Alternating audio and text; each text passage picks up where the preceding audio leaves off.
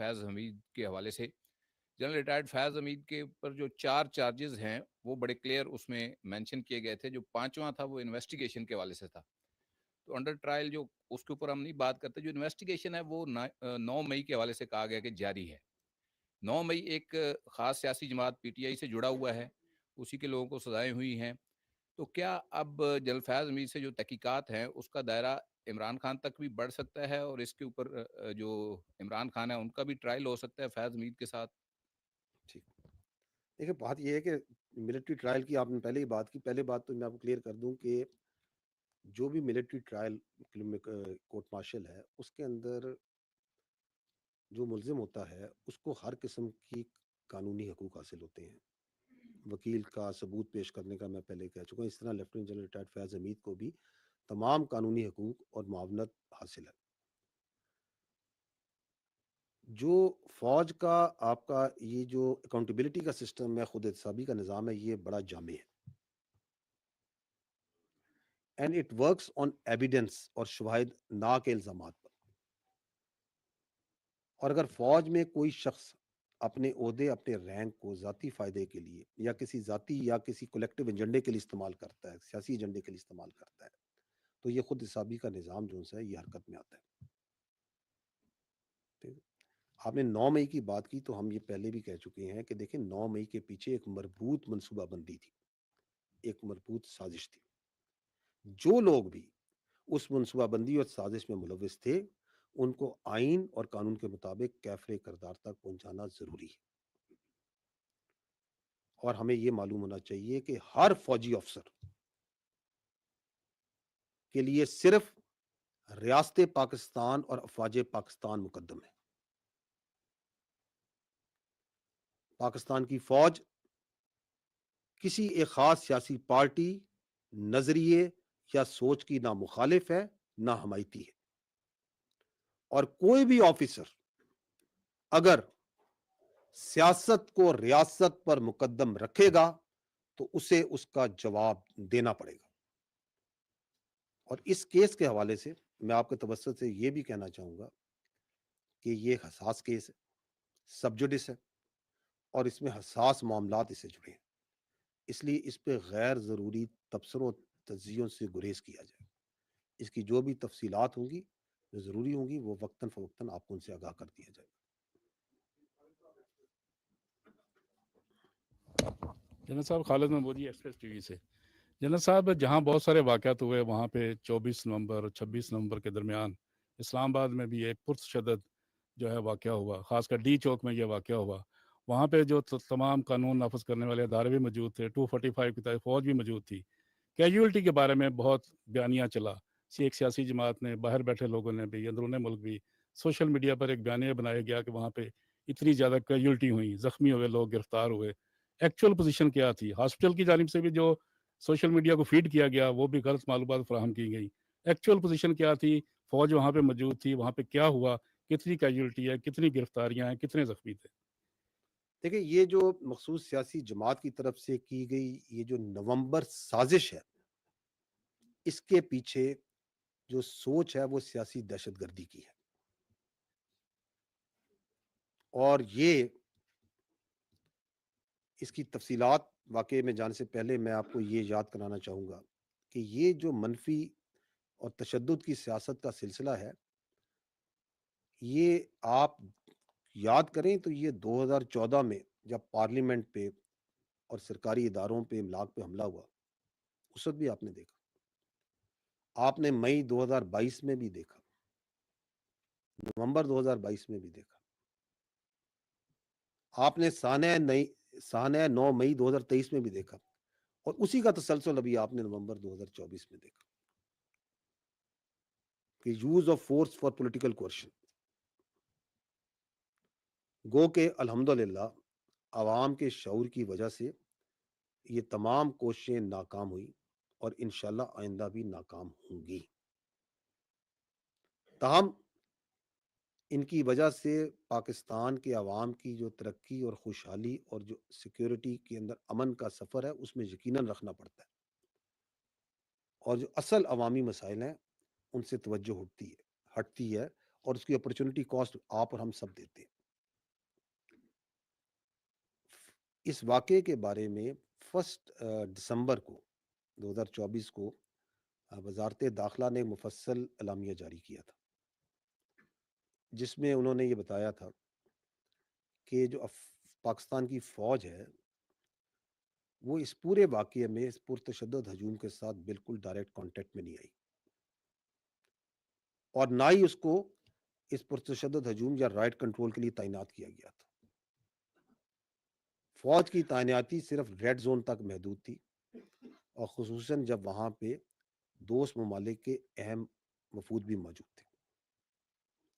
وزارت داخلہ نے اپنے اعلامیے میں یہ بھی واضح کیا کہ جو سیاسی قیادت تھی اس انتشاری ہجوم کے، اس کے مسلح گارڈز اور ان احتجاجیوں میں جو کچھ لوگ جو آتشی اسلحے کے ساتھ تھے انہوں نے یقیناً فائرنگ کی،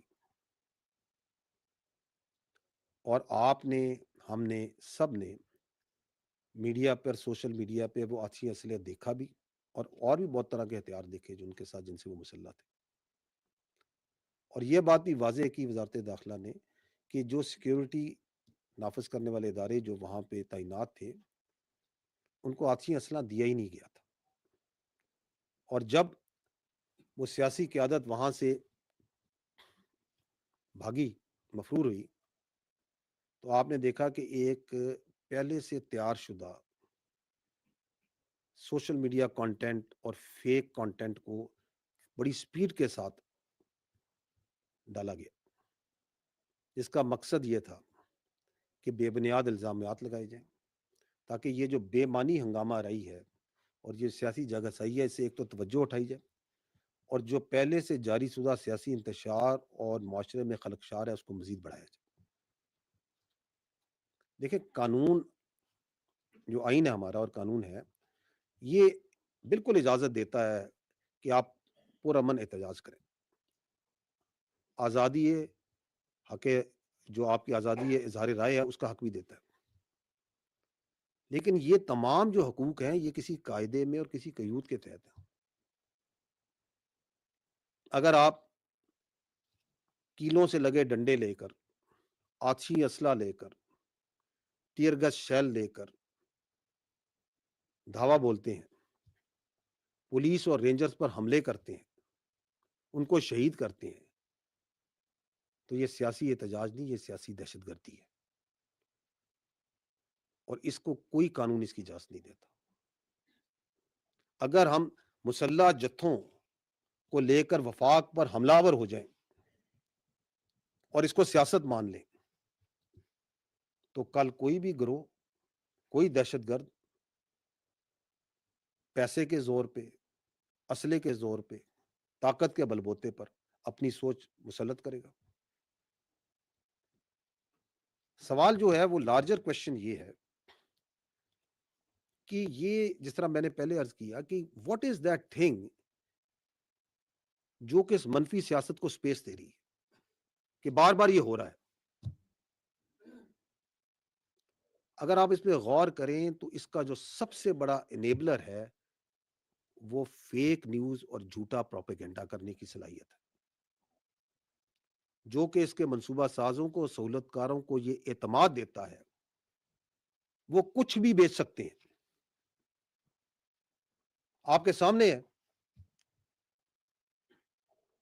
کہ 9 مئی فیلس فلیگ ہے، یہ فوج نے خود کرایا، اداروں نے خود کرایا، ان کا یہ بیانیہ بیچنا شروع ہو جائے، اور ابھی 26 نومبر کو بیسوں نہیں تو سینکڑوں نہیں تو ہزاروں ان کے جو احتجاجی ہیں وہ شہید ہو گئے۔ یہ بیانیہ بناؤ اور بیچو، because they have that confidence کہ ہم کسی قسم کا جھوٹ بیچ سکتے، اور اس کے پیچھے وہ ایک سوشل میڈیا ہے،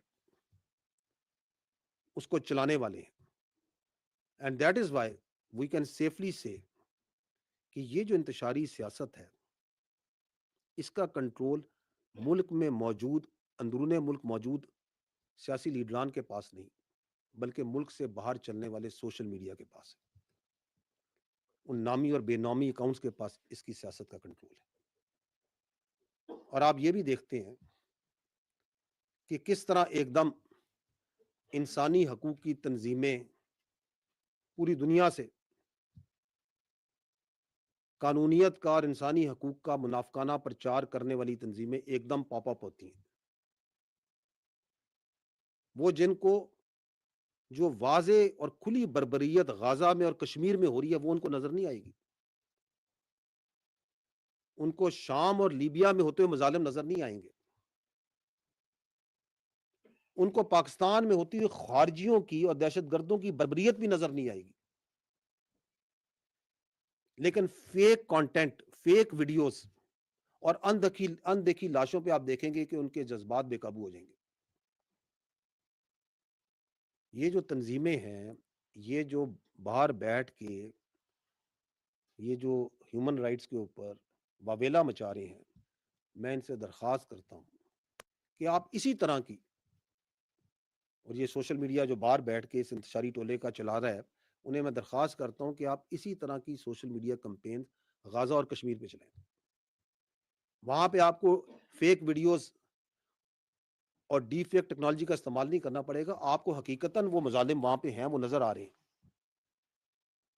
کہ آپ ان کے حق میں اور اس سچائی کو دکھانے کے لیے سوشل میڈیا کمپین چلائیں. لیکن یہ جو سچائی کے سوداگر ہیں، یہ ہرگز ایسا نہیں کریں گے، کبھی بھی نہیں کریں گے، اور نہ ان کو اجازت ہے ایسا کرنے کی.